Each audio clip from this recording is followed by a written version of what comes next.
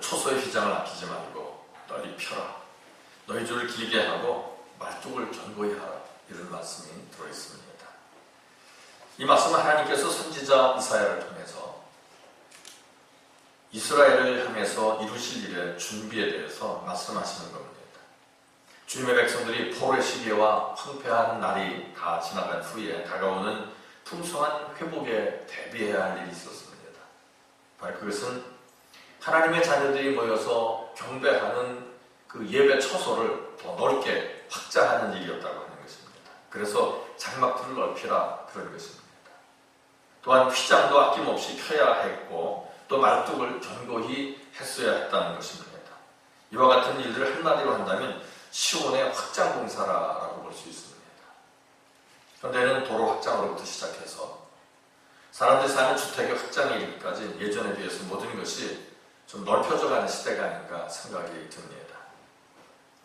그런데 이보다 더 중요한 것은 시온의 확장은 너무나도 중대하고 또 화급을 다투는 일이라고 말할 수 있겠습니다. 이 확장이라고 하는 것은 하나님의 계획입니다. 넓히라고 하셨기 때문입니다. 더 큰 일의 계획이 계시기 때문에 우리의 장막들을 넓히기를 원하시는 것입니다. 그릇이 작으면 담겨지는 물량도 적어지고 집터가 좁으면 세워지는 건평도 작아질 수밖에 없는 것입니다.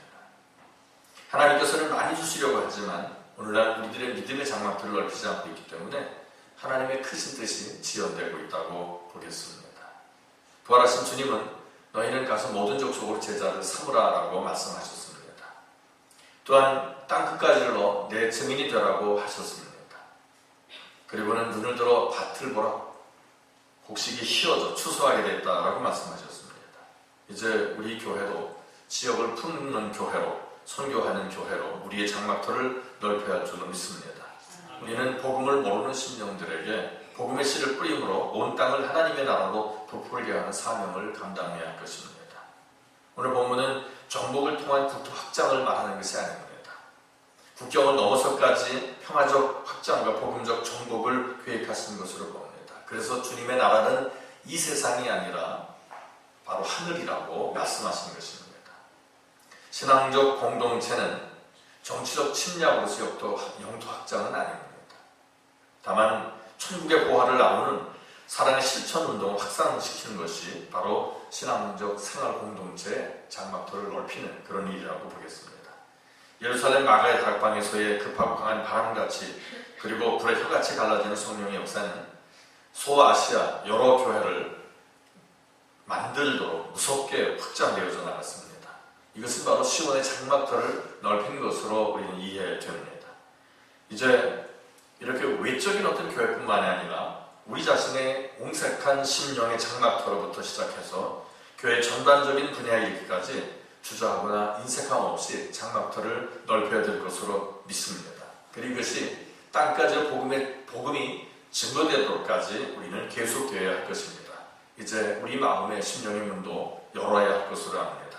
장막문을 열어 제키고 누구든지 들어와서 함께 거할 수 있도록 우리가 은혜의 사람들이 되어야 할 것입니다. 하나님의 신에 감동되었던 사무엘과 함께 라마나요스의 무리들이 사울 왕에게 쫓기던 다윗을 받아들이는 것을 우리는 보게 됩니다. 당시 왕의 명령을 거절하면 죽을 목숨이나 다른 게 없었지만 그러나 성령에 사로잡힌 이들은 하나님의 뜻을 발견할 수가 있었던 것입니다. 성령의 역사를 보면 시온의 영역을 크게 넓히고 살았던 사람들은 모두가 다 축복받고 승리했던 것을 보게 됩니다. 하지만 심령을 좁게 해서 은혜를 받지 못하는 심령들은 오히려 예외 없이 생을 실패하고 축복받지 못하는 것을 보게 됩니다. 우리는 무엇보다 우리 심령의 장막터를 넓혀야 할 것입니다. 주님 섬기는 아주 기밀한 처소가 우리의 심령마다 있습니다. 이 심령을 무너지게 해서는 안 될 것입니다. 이 심령을 날마다 수고하고 그리고 확장하는 일이 있어야 할 것입니다.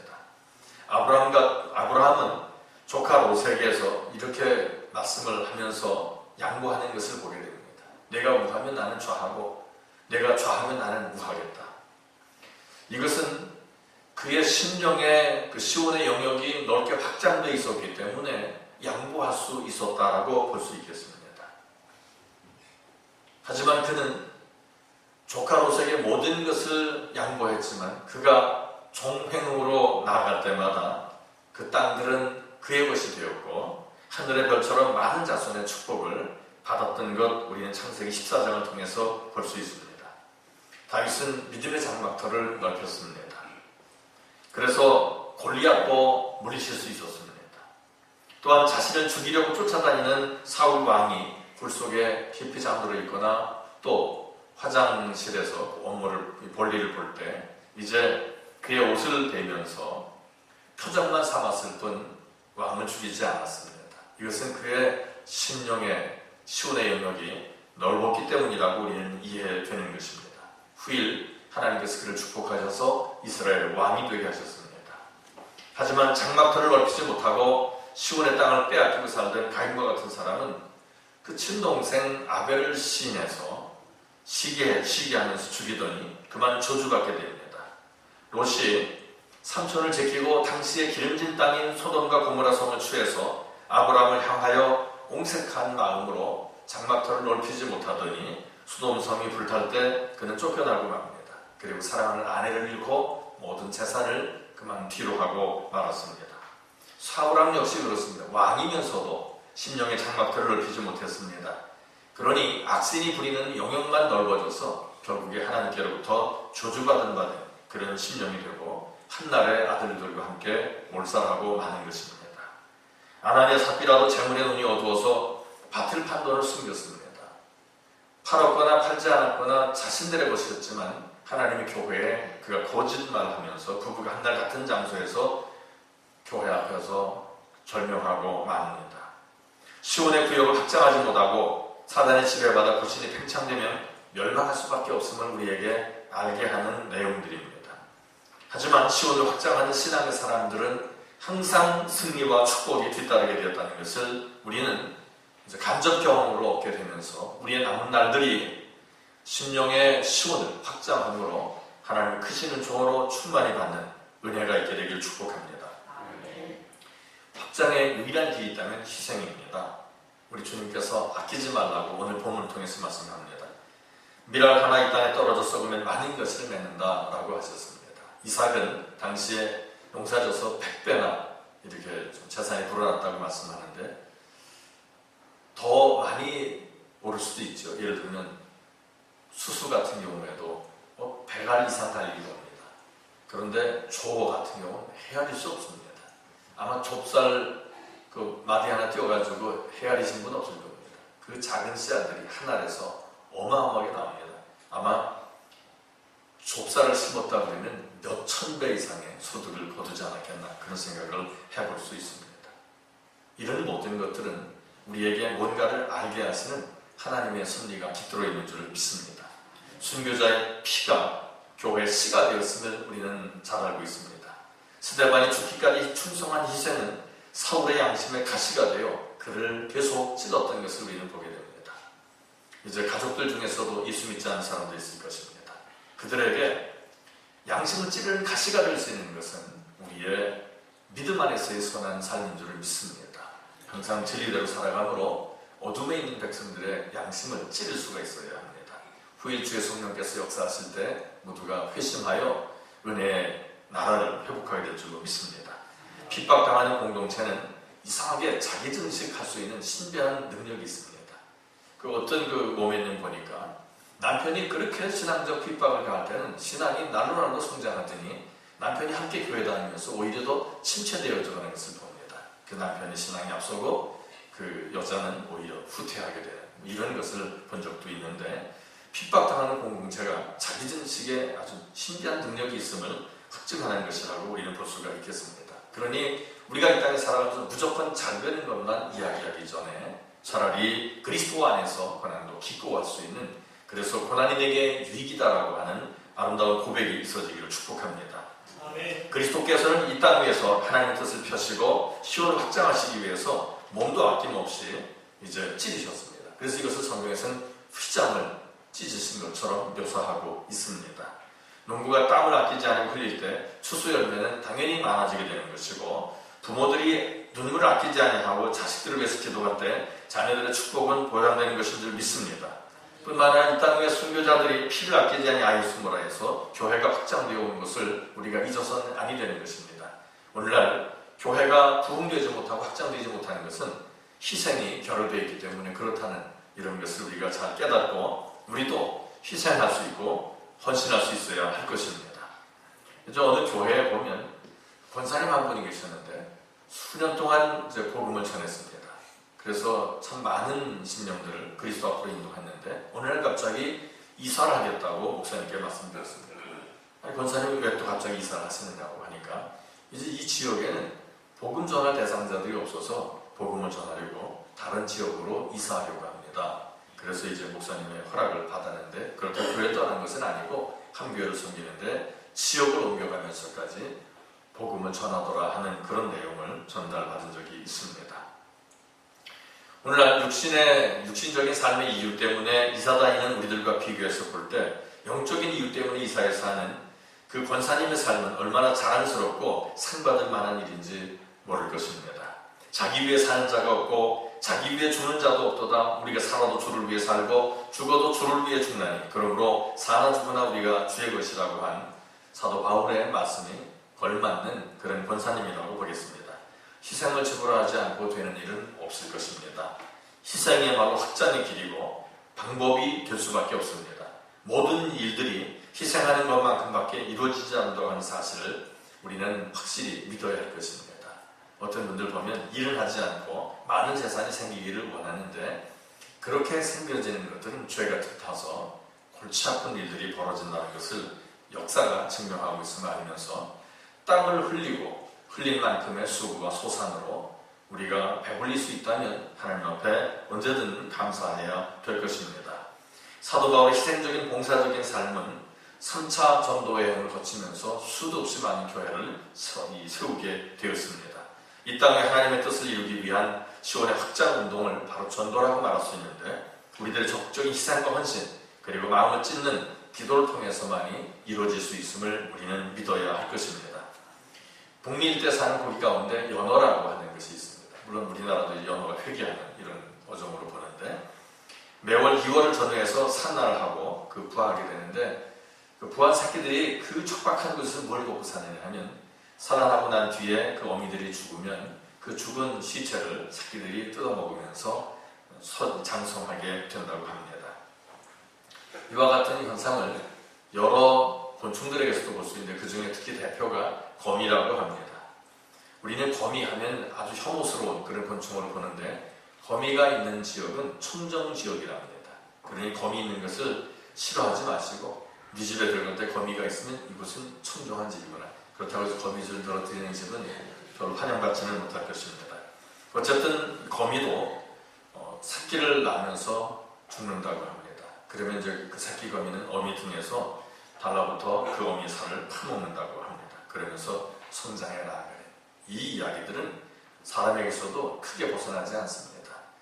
자식들은 저잘난 듯이 사는 것 같지만 부모의 희생과 숨김이 있었기에 오늘의 우리가 있음을 기억하면서 부모님께 잘해드릴 수 있기를 주의 이름으로 축복합니다. 한 송이 꽃을 피우기 위해서 혹은 나무의 열매를 맺기 위해서는 희생적인 밑거름이 반드시 필요했음을 우리는 기억해야 합니다. 차량이 통과하는 교량 밑에 떠받치고 있는 교각의 그 숭고한 희생을 우리가 잊어서는 아니 될 것입니다. 마찬가지로 교회를 떠받치고 있는 숨은 기둥들이 있습니다. 이 기둥들의 수고와 노고를 우리가 기억하면서 그러니 교회도 함부로 어지르지 말고 또 뭐가 지저분하면 빨리빨리 그 정리할 수 있는 그런 은혜가 있을 때 함께 주님의 영광을 드러낼 수 있게 될 것입니다. 그리고 견고하라고 말씀합니다. 이 휘장을 치고 그 장막을 연결하는 그 끈을 묶는 말뚝은 견고해야 합니다. 이 말뚝이 견고하지 못하면 장막도 무너져 내릴 수밖에 없는 것입니다. 그래서 말뚝은 견고하게 박혀야 되는 것입니다. 교회가 성장하고 사업이 확장되어 나갈 때 내적인 부패와 인간의 실수를 막기 위해서 경각심을 강화하고 그리고 제 조직과 제도의 기능도 견고해져야 할 것은 당연합니다. 성경은 우리에게 내 사랑하는 형제들아 견고하며 흔들리지 말며 항상 주의 일에 더더욱 힘쓰는 자들 되라고 말씀합니다. 형성되는 집단 가운데 영리를 목적으로 하는 단체는 이해관계가 엇갈릴 때 이제 그것이 무너질 수밖에 없습니다. 사상적인 단체는 강하기는 합니다만 사랑의 공동체적인 그런 희생적 집단보다는 약할 수밖에 없습니다. 공산주의는 사상적인 단체입니다. 요즘에도 보면 좀 시끄러운 일들이 얼마 전에 있었는데 잠깐 사이에 국민들이 잊어버리는 것 같습니다. 아주 강한 것 같고 목숨과 재산도 내는 것 같습니다. 하지만 사랑의 공동체인 교회의 희생적 집단보다는 못하다고 하는 것을 우리는 인식해야 합니다. 하지만 요즘에 보면 그런 다른 사상을 가지고 있는 사람들보다 못한 신앙생활을 하고 있는 우리가 아닌가 이런 생각을 해보면서 한편으로는 씁쓸한 마음이 드는 것입니다. 성경은 우리에게 경고하라고 말씀하고 있음을 잊지 않고 늘 기억할 수 있기를 축복합니다. 교회는 그리스도의 십자가를 중심으로 해서 하나가 된 희생적 사랑의 집단이기 때문에 이 지상에서 가장 강한 모임이라고 보겠습니다. 그러나 여기에는 구속의 은총이 강력한 십자가의 군병들이 소망의 탓을 바로 하늘에 두고 있기 때문에 그렇게 강할 수밖에 없는 것입니다. 이 땅에 우리가 소망의 탓을 두고 있다면 땅의 것들이 흔들릴 때 우리의 마음도 같이 흔들릴 것이지만 우리 소망의 탓을 하늘에 두고 있기 때문에 하나님께 두고 있기 때문에 비록 육신의 건강이 무너져도 재산이 무너져도 또 우리의 육신적인 꿈이 무너져도 우리는 무너지지 않는 것입니다.